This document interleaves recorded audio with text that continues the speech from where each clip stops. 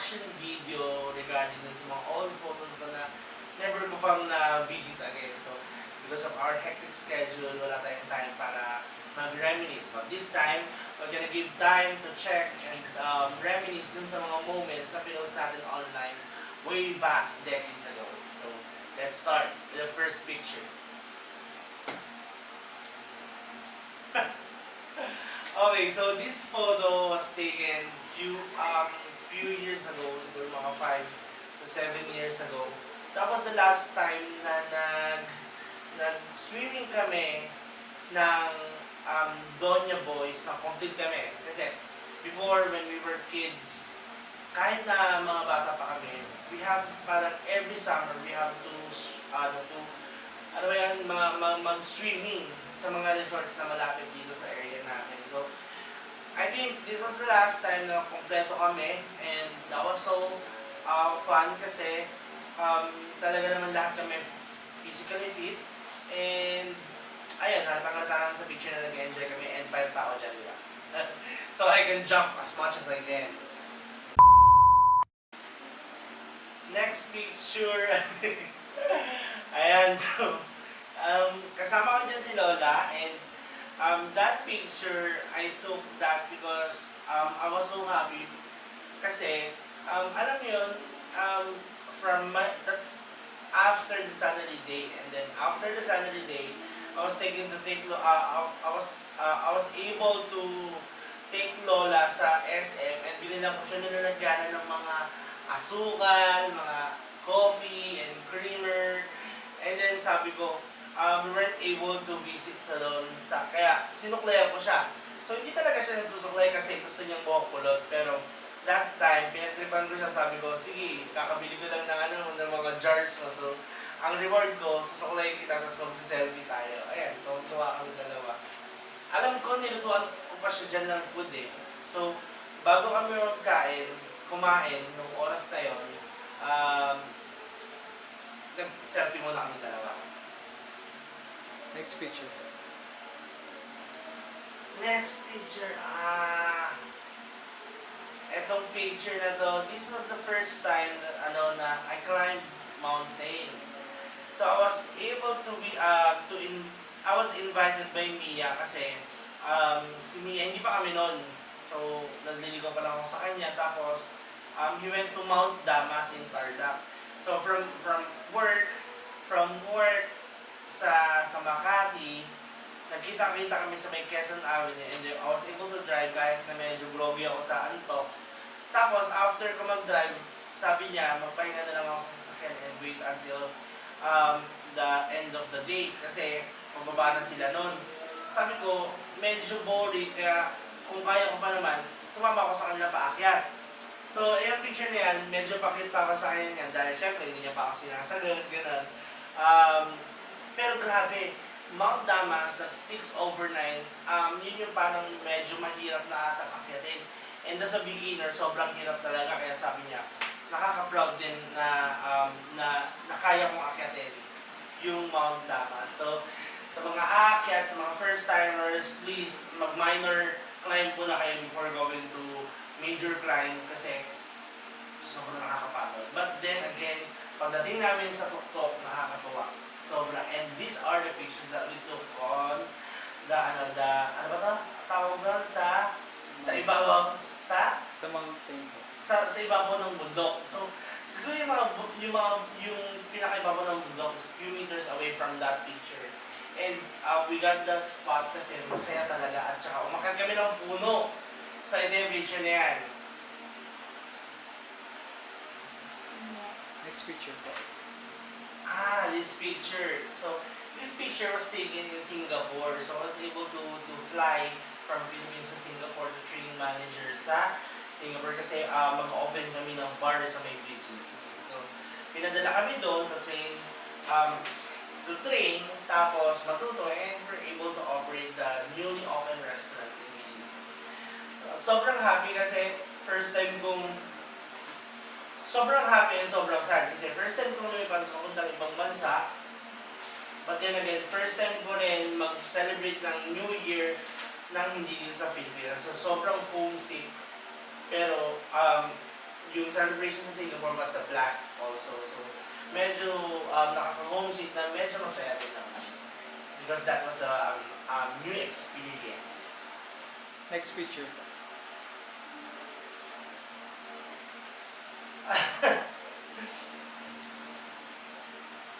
Tignan nyo na. Sige, tignan nyo. Ganyan na kayo, diba? So, sa tingin nyo, naniniwala ba kayo na ako yan? Ako yan? Siyempre ako yan. Nakakagulat lang talaga na ganito na itsura ko. Kasi sobrang workaholic ko talaga. And sobrang workaholic mo. Minsan you, you forget about yourself. You forget about taking care of yourself. Pero that was me when I was 4th year college. Tapos, papunta kami niyan ng field trip sa may Baguio. And then, bago kami pumunta ng field trip ng Baguio, I was working sa Greenwich. That's why I take a visit muna before going to meet a place. Tapos, ayun, yan ako. Sobrang payat ko dyan. And yung jacket na yan, sa ex ko pa yan. So, sa ex ko, Okay, next picture. just stay there. Next picture. Oh, this picture. So, etong picture na to was taken in Agimat Foraging Garden Kitchen sa Makati, Poblacion Makati. So, I was able to handle several bars and restaurant. Tapos, one time we were invited to feature the Agimat Beer Bar and Restaurant. Agimat Foraging Bar and Kitchen sa CNN Philippines. And my boss wasn't able to come kasi medyo hectic yung schedule niya. That's why she pursued the interview and was able to inform me a few minutes before the interview. So, medyo nakaka-shock kasi syempre hindi naman tayo sanay naman sa camera before. Tapos, ang kaharap mo pa at mag-interview sa'yo is si Miss World, Maggie Wilson. So, medyo pressure that time and done sa national TV. So, right after that interview, medyo nagsunod-sunod na yung mga national television interview natin. So, nakaka-shock na nakakatuwa kasi na-feature tayo sa CNN Philippines. And just to inform you, soon, magkakaroon tayong itong business natin, magkakaroon tayo na another feature sa national TV. So, watch out because we're going to post it again just for you to watch. Okay ba? Next picture po. Next picture. Di ba? Nakikita niyo ba ako ngayon? Nakikita niyo ba ako ngayon? Sige na. Sorry, medyo may sakit pa ako sa lalamunan. Pero, nakikita niyo ba yung picture na yan? Sa picture ko ngayon, sige nga, naisipan mo ba na ako yan? Di ba? Sobrang pinakaya ko yung sarili ko. Siguro, pagka medyo nakahinga na tayo, makakapag-exercise na tayo, makakapag-bawas na tayo. And this photo was taken on my graduation day. So, graduation day, we were asked to wear formal. Tapos, sabi ko, medyo, na into fashion ako ng mga panahon na yun. So, talagang nagpabili ako sa ate ko. Ayan, courtesy by Ate Teresa, salamat sa pagbili ko sa akin ng belt and ng coat ng mga oras na yan. Even yung necktie. So, siya kasi yung parang very close ko talaga sa mga kapatid. So, siya yung nag-sponsor sa akin. Lahat ng suot ko na yan, galing sa kanya. And then, on the graduation day, kasama ko naman yung kuya ko and my aunt and my lola. So, yan, graduation day ng college. Next picture. Po dyan, no? Yung kaya pa kaya ibalik. Siguro pagka nagpapata ako ng mukha, no? Tapos nagpapayat ako, no? Medyo gano'n yung mukha ko. Kayang-kaya. Pero ngayon kasi medyo, parang labo, no? Labo. Next picture po. Oh, mirror shot. First time ko mirror shot nito. Tapos every time na makikita ko yung picture na yan, nag-mirror shot ako. Ang gamit ko pa dyan, I think the first time I was able to use an iPhone 3. iPhone 3 yan. iPhone 3, tapos nagtatrabaho niya sa Dome Cafe sa may Shangri-La, Mandaluyong. And then, break time ko. So sabi ko, wala akong ginagawa. Kasi gusto ko talaga magtrabaho kahit na naka-break time ako. And then I was told by my supervisor, please keep inside the locker room or huwag ka muna sa operations kasi you have to use your time for resting. So, sabi ko, ayoko mag-rest nun and then medyo, gusto kong magtrabaho. Sabi ko, sige na nga. Kinuha ko yung cellphone ko, nag-mirror shot ako. So, ang dami kong picture ng mga panahon na yan. Kasi nga, sabi ko, ang ganda ng lightings dito. And sobrang payat ko yan, di ba? Sana pwede lang ibalik yung katawan ko dyan, no? Katingin nyo, kaya kong ibalik? So, sige. Kung makaka-receive ako ng mga at least 10 comments sa comment section below na ano bang pwede kang sabihin na magpapayat ka na or hashtag papayat project. Hashtag papayat project. Sige. I-challenge ko sa sarili ko kasi ngayon 130 kilograms ako eh. So, i-challenge ko sa sarili to get 100 kilograms in 2 months. Basta meron kayong comment na hashtag papayat dito sa baba. Next picture po. Birthday ni Donna Marie Divina. So, medyo memorable siya kasi mag-graduation na kami nito. And then, yan si Jason, si Mary Ann nasa ibang bansa na ngayon, si Ruth na happy family, tapos si Ate Eli na ate ng lahat. So ngayon, after school, talagang pinilit namin makabisita kay Donna Marie. Kasi nga, mapampuhin yun. So, Donna Marie, kung napapanood mo to, mag-react ka dyan kasi alam ng lahat na matampuhin ka. Pero, sobrang saya at sobrang laking utang na daw ko dyan kay Donna Marie. So, for this picture, happy birthday again to you. Alam ko, dalawa yung birthday mo kasi magulo yung buhay mo. Pero, happy birthday pa rin sa'yo. Next picture po.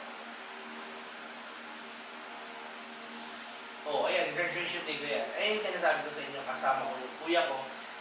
Hindi nyo naiiya. Ayun sa inyo comment nyo. Kasi, yung kuya ko, mas pogi ako dyan. Pwede na! Hindi pwede siya yung mas pogi sa akin. Okay, so, yan yung aunt ko at saka yan yung lola ko. So, that's the graduation day. So, we took a picture before going to the ceremony of my graduation. Next picture po. Eto na. So, medyo nakakatawa ng picture na to kasi alam mo yung sa Baguio, di ba? Parang pagka nagbisita ka sa Baguio, you have to change your clothes para magmukha ka talagang lokal dun sa Baguio. Pero sabi ko, medyo nahihirapan ako magpalit kasi nga parang wala namang CR na maayos. So sabi ko, pwede bang magpantalon na lang ako, tapos patong na lang. So pumayag naman sila, I was able to take a good picture. And that's medyo pwede pa talaga ako. Yung mga panahon na yan, grabe. Next po. Okay, this is my first time to work behind the bar. So that photo was taken in Broadside Beer Bar and Restaurant in Shangri-La, Mandaluyong. I'm proud to say na sobrang daming foundation or sobrang daming knowledge and yun yung naging foundation ko sa pag-build ng business talaga. So, I was able to learn a lot from Ma'am Girlie Estrella. Hello sa iyo, Ma'am Girlie. And also, siya hindi nakakala, this is her. Ma'am Girlie. And Sir Francis Buenviaje. So, eto naman siya. Sir Francis, kung nasan ka man, so miss na kita. Yun, so I was able to learn a lot from them kasi they are very strict. They are very strict to the point that they don't want you to leave the company without being knowledgeable, without being responsible sa lahat ng mga tasks na binibigay sa'yo. So, thank you very much po sa lahat ng mga learnings and that was the first word behind the water. Next po. This photo was taken in Daranac Falls. Daranac Falls, dahil nga, syempre kami yung mga Doña Boys, diba? Katulad na sinabi sa inyo kanina. So, every summer, meron talaga kami swimming. And then, itong photo na to was taken in Daranac Falls kasi we were able to drive our own motorcycle. So, medyo tumatanda na kami at nagkakaroon na kami ng kanya-kanyang trabaho. That is why medyo lumalayo na kami from Quezon City, from Caloocan, from Fairview. Ngayon, nasa Rizal na kami kasi kaya na namin mag-drive na kanya-kanyang mga motor. So, that was that was the first picture na medyo malayo na puntahan namin. And I'm super fit. Hindi niya naman nasa tuktok ako. Ayan o. Next po.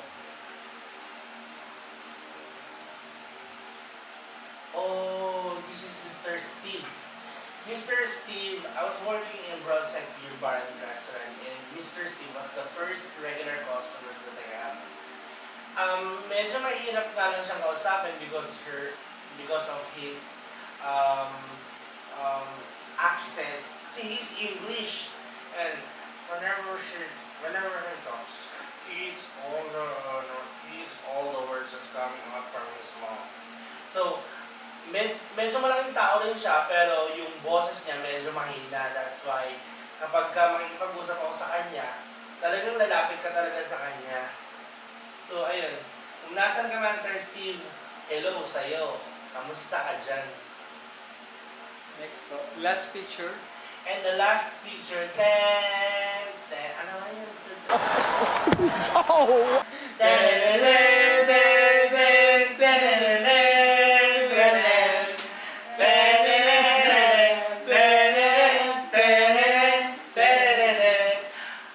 Ayun. Is there something that you want to hear from me? This is my graduation picture. And medyo payat pa talaga ako dyan. Tapos, yung may color coding pala ang mga mga Course po. ang per course ng color ng toga. So kami, as a business teacher education, so sa lahat naman hindi nakakaalam, my course sa Polytechnic University of the Philippines was Bachelor in Business Teacher Education. So medyo bago sa pandinig, pero it's a combination of business and education. And our major is technology, livelihood, education. So that's TLE. So medyo malaki kasi yung scope ng TLE. When we say building, it's all about TLE. When we say lights, or something like basta. Nakalimutan ko na natin pag-usapan. Medyo malawak. So, sa lahat ng mga nakapanood ng video na to, please like and subscribe sa aking mga social media accounts para naman mas ganahan ako na mga pag-create na panibagong mga contents for all of you guys. So, soon, mas gagalingan pa natin lahat ng mga videos natin, even the end. So, for now, pasensya na muna kayo sa lahat ng mga contents ko kasi it's all about myself, but sooner or later, we're gonna build a good and remarkable videos and contents just for you guys. So, please continue to support my vlogs and my YouTube account, Facebook account, TikTok account, and Reels para naman sa ating lahat. Sa ating lahat. So, if I was able to help myself creating contents, for sure, if you help me with my social media, for sure, this will come around.